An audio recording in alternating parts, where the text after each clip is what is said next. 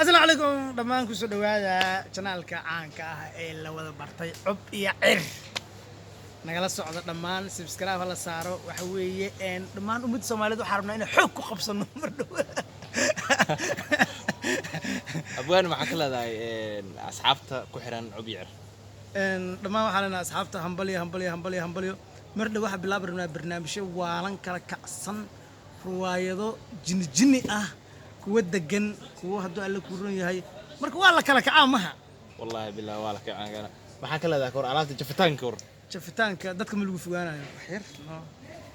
loo xiraa sakiin oo qorxir leelo maraadi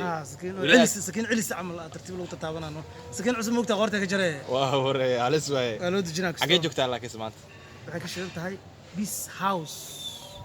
shacabku ma yaqaanaan inta badan moogta wallahi xagee ku tala peace house bisos deeda fadhiiso maaha